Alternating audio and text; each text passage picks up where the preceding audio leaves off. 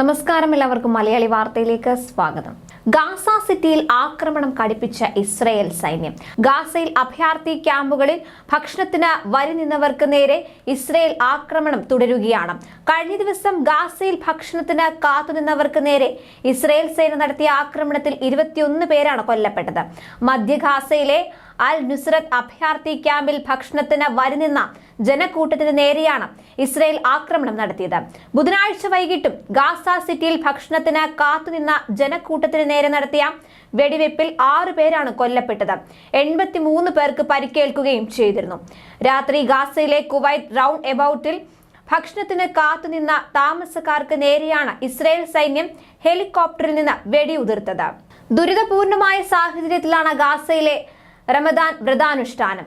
ലക്ഷക്കണക്കിന് പലസ്തീൻകാർ അഭയാർത്ഥി കൂടാരങ്ങളിൽ കഴിയുന്ന റഫയിൽ സമൂഹ അടുക്കളകളിൽ കുഞ്ഞുങ്ങളടക്കം പ്ലാസ്റ്റിക് പാത്രങ്ങളുമായി ഭക്ഷണത്തിന് വേണ്ടി കാത്തുനിൽക്കുന്ന ദൃശ്യങ്ങൾ പുറത്തുവന്നു. ഹമാസ് തട്ടിയെടുക്കുന്നുവെന്ന് ആരോപിച്ചാണ് ഇസ്രായേൽ ഭക്ഷണ വണ്ടികളെ വിലക്കിയത്. ആരോപണം ഹമാസ് നിഷേധിക്കുകയും ചെയ്തിട്ടുണ്ട്.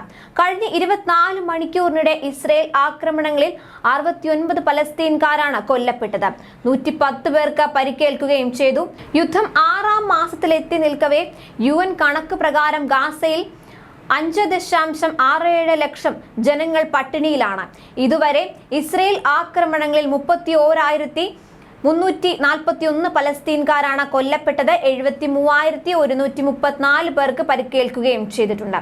ലക്ഷക്കണക്കിന് സിവിലിയൻ സമൂഹത്തിന്റെ സുരക്ഷ അപകടത്തിലാക്കുന്ന ആക്രമണം മേഖലയിൽ യുദ്ധവ്യാപനത്തിന് വഴിയൊരുക്കുമെന്ന് ഈജിപ്ത് ഉൾപ്പെടെ അറബ് രാജ്യങ്ങൾ മുന്നറിയിപ്പ് നൽകിയിട്ടുണ്ട്. ഗാസയിലേക്ക് കരമാർഗം ഉടൻ കൂടുതൽ സഹായം എത്തിക്കണമെന്നാവശ്യപ്പെട്ട് യൂറോപ്യൻ പാർലമെന്റ് പ്രമേയം പാസാക്കി. അമേരിക്ക ഉൾപ്പെടെ ലോകരാജ്യങ്ങളുടെയും UN-ന്റെയും ഇത് സംബന്ധിച്ച അഭ്യർത്ഥനകളും ഇസ്രായേൽ തള്ളുകയാണ്. നെതന്യാഹു സർക്കാരിനെ പുറംതള്ളി പുതിയ ഭരണകൂടം അധികാരത്തിൽ വരാതെ ഇസ്രായേലിന് രക്ഷയില്ലെന്ന രൂക്ഷ പരാമർശവുമായി US സെനറ്റ് നേതാവ് ചുക്ക് ഷൂമർ രംഗത്തു വന്നു.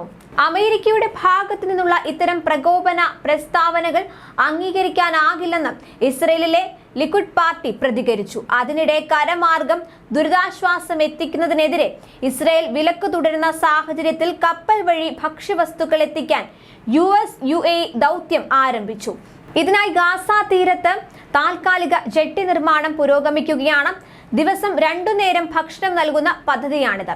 എന്നാൽ കരമാർഗം സഹായം എത്തിക്കാതെ സ്ഥിതി മെച്ചപ്പെടില്ലെന്ന UN മുന്നറിയിപ്പ് നൽകി. ഗാസയിൽ സഹായ വിതരണം വിലക്കിയ ഇസ്രായേൽ നടപടി പിൻവലിക്കണമെന്ന് യൂറോപ്യൻ യൂണിയൻ ദുരിതാശ്വാസ വിഭാഗം മേധാവി ആവശ്യപ്പെട്ടു. ന്യൂസ് ഡെസ്ക് മലയാളി വാർത്ത.